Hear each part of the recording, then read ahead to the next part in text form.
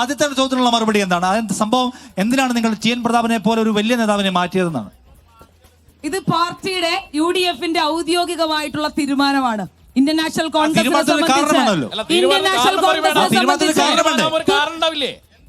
എന്തുകൊണ്ട് മാറ്റി? ഒരൊറ്റ ചോദ്യം ചോദിക്കട്ടെ, ഇവിടെ ഖാദർ എന്നായിരുന്നു, അദ്ദേഹം മോശക്കാരനായതുകൊണ്ടാണോ നിങ്ങൾ ഇദ്ദേഹത്തെ കൊണ്ടുവന്ന് മത്സരിപ്പിച്ചത്?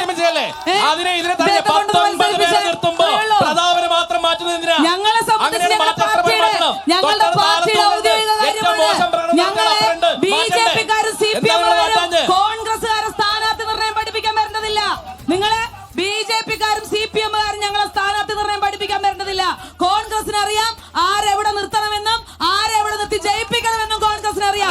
നിങ്ങളുടെ സ്വാതന്ത്ര്യമാണ്, അതിനകത്ത് ക്വസ്റ്റ്യൻ ഇല്ല, നിങ്ങളുടെ സ്വാതന്ത്ര്യമാണ്. പക്ഷെ നിങ്ങൾ പ്രതാപൻ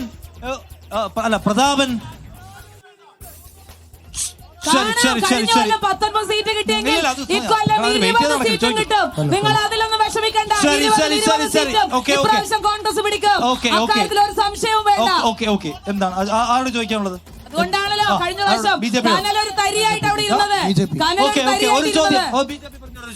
BJP പ്രതിനിധിയോടാണ് ചോദ്യം. ഈ രാജ്യത്തെ ഏറ്റവും ബ്ലണ്ടർ ആയിരുന്നു നോട്ട് നിരോധനം. ആ നോട്ട് നിരോധനം നടത്തിയപ്പോൾ നിങ്ങൾ പറഞ്ഞു എല്ലാ അക്കൗണ്ടുകളിലേക്കും, എല്ലാ സാധാരണക്കാരുടെ അക്കൗണ്ടിലേക്കും 15 ലക്ഷം രൂപ കൊടുക്കാമെന്ന്. അതിന് മുമ്പേ പറഞ്ഞാണ്. ഈ അഴിമതിക്കെതിരെയാണ് BJP പോരാടുന്നതെന്ന് പറയുന്നു.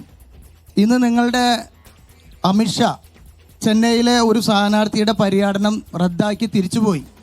525 കോടി രൂപയുടെ തട്ടിപ്പാണ് ആ സ്ഥാനാർത്ഥി നടത്തിയത്. സ്ഥാനാർത്ഥിയുടെ പേര് ദേവനാഥ്, തമിഴ്നാട്ടിലൊരു സ്ഥാനാർത്ഥിയാണ്.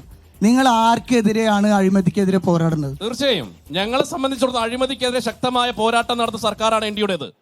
ഇന്ത്യയുടെ ചരിത്രത്തിൽ 10 വർഷമായി മോഡി ഭരിക്കുന്നു.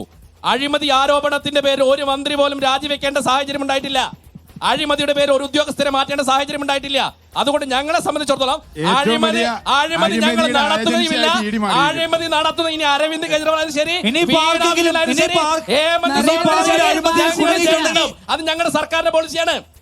അത് ആര് പിണറായി വിജയൻ, അത് ഞങ്ങളുടെ ദയവ് ഇത് ഇവിടെ നിൽക്കുന്ന ആളുകളുടെ മുഖത്തേക്ക് നോക്കൂ. അഴിമതിയുടെ പാർട്ടിയല്ല BJP എന്ന് പറയുമ്പോൾ ആളുകൾ ചിരിക്കുന്നു നോക്കൂ.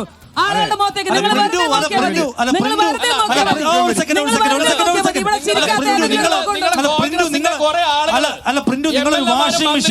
ഞങ്ങളെ പാർട്ടിയിൽ വന്നതിന്റെ പേരിൽ അതുകൊണ്ട് ഞങ്ങൾ അഴിമതിക്കാരെന്ന് പറയരുത്. മുഖ്യമന്ത്രിമാരും MP-മാരും MLA-മാരും BJP വന്നതുകൊണ്ട് അതുകൊണ്ട് BJP